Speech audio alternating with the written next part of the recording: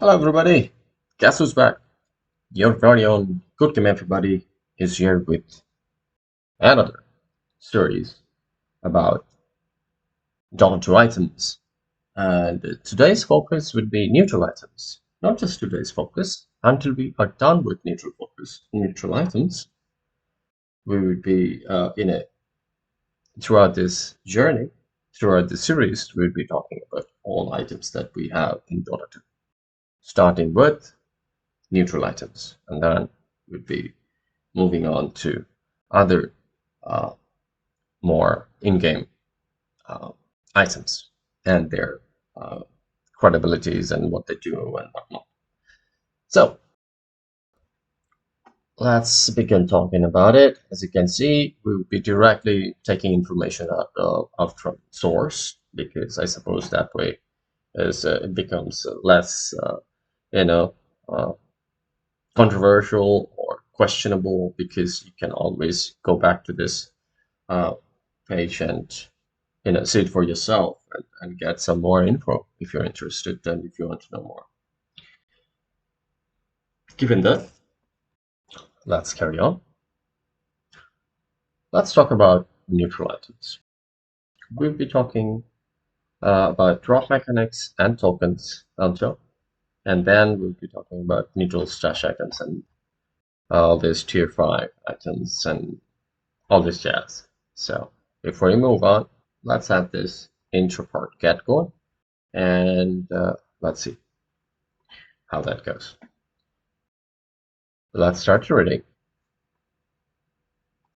Neutral items are items obtained through tokens that are dropped by neutral crypts. They cannot be purchased or sold at shops and cannot be destroyed. Each player may equip only one neutral item in a dedicated neutral item slot. Unused neutral items can be put in a dedicated stash within the fountain. So very straightforward. So now let's talk about drop mechanics. So when killed, neutral crypts have a chance to drop a token if there is a real hero, excluding illusion, close, and within 750 radius of killed crypt. So if that's how it goes, if it stands true, then you get a chance to get an item from by killing the neutral crypt. So, and you don't get a token if one of these three happens. Killing player is channeling Boots of Travels or Town Portal Scroll. So when you are killing an neutral crypt, and before it gets killed, you are on fly. That's not gonna happen, even if it was. You see, so that is that. So there is a real enemy hero within radius of killed crypt. Clones and illusions do not count. So if there is a real enemy hero within radius kills crypt. So if there is a real enemy hero, you need to be alone among that vicinity. So if there is a real enemy hero within radius of the crypt, then you're not tokens are not gonna get dropped. Crypt was taken over by a player before it was killed. So before you get a chance, before you're supposed to kill that crypt, you somehow it gets been controlled by other player, you're not gonna get drop token from that crypt, because it's not being a neutral item anymore. Neutral crypt anymore. Now, moving on. Tokens come in 5 tiers. Tokens from each tier starts dropping based on time on game clock. So we already know tokens are in 5 tiers, and each tier start dropping based on how far are you into this game. So more time means higher tier items starts dropping from neutral crypts. So And drop chance is calculated by random distribution. If you want to know more about how pseudorandom distribution works, you're most welcome to dig deep into it. I'll be moving forward. Higher tiered tokens are allowed rolled first. So higher tiered tokens are rolled first. Ancient groups have double drop rates, double drop rates. So if you target ancient groups, you're doubling your chance of getting any neutral item. When a token drops, it quickly flies towards hero it dropped for, landing right next to it. So if you're that hero who's killing that neutral item, that item literally flies towards you and be landing right next to you. If you drop, killed it. So freshly dropped tokens visible through fog of war 14. It dropped for until it is picked up. So it stays visible until it's get picked up. Maximum 5 tokens per tier can drop for each item, each team. This is even if the token gets stolen.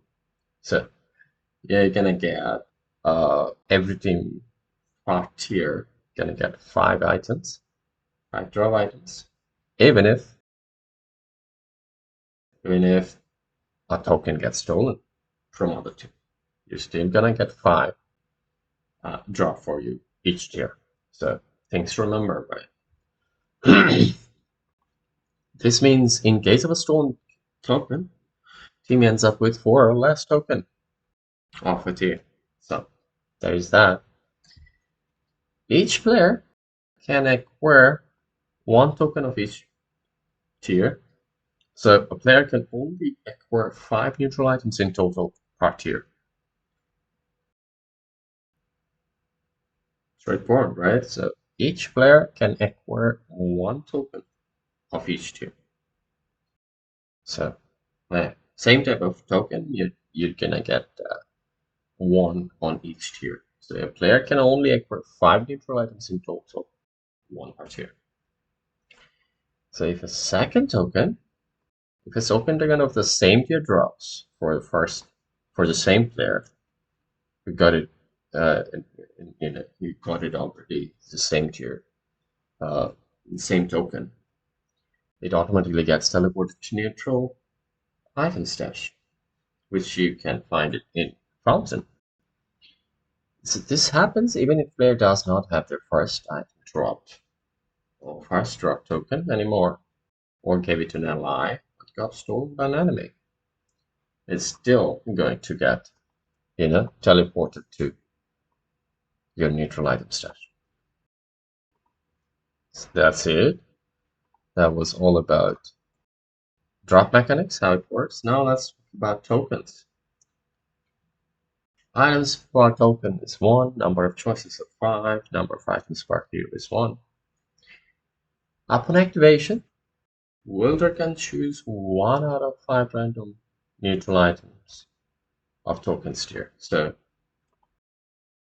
you can choose 1 out of 5, random neutral items to choose from. And token is consumed once neutral item is chosen. An item is chosen is granted. So whichever you choose, that kind of power you're gonna get. And neutral items granted is not shareable, and hero can redeem 1 neutral item per tier. So you cannot share it. Only player who chooses it gets to wear it, or wield it rather. Neutral items claimed are not shareable are muted when in other players' inventory. So you cannot share them. That's been pretty clear. Now, each player has its own selection of neutral items bound to the club. Neutral tokens cannot be exchanged between players for different selection of neutral items. However, tokens are fully shareable and can be sent to neutral stash. So you can send it to your neutral stash and you can share with that whatever you have within your neutral stash. You can share with that. Neutral tokens can be used in backpack and cannot be equipped in inventory. So it can be used in backpack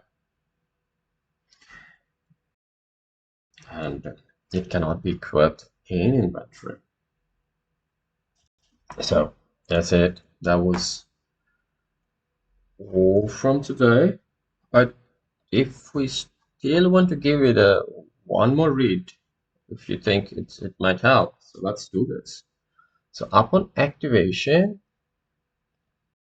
we are reading this. Upon activation, wielder can choose one out of 5 random neutral items of token's tier. Token is consumed once neutral item is chosen and neutral item chosen is granted. Neutral item granted is not shareable, and a hero can redeem one neutral item per tier. Neutral items claimed are not shareable or muted when in other players' inventory. Each player has its own selection of neutral items. Bounty player. Neutral tokens cannot be exchanged between players for a different selection of neutral items. Neutral items cannot be exchanged between players for a different selection of neutral items.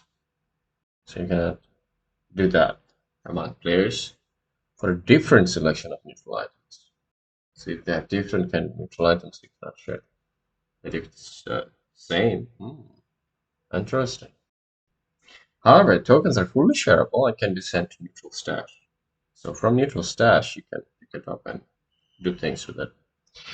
Neutral tokens can be used in backpack and cannot be equipped in inventory. Neutral tokens can be used in backpack and cannot be equipped in inventory. So there you go, fellas. That was from today. And in our next episode, we'll talk about neutral item stash. And we'd probably be looking at active list. And from that, after that, there's inactive list.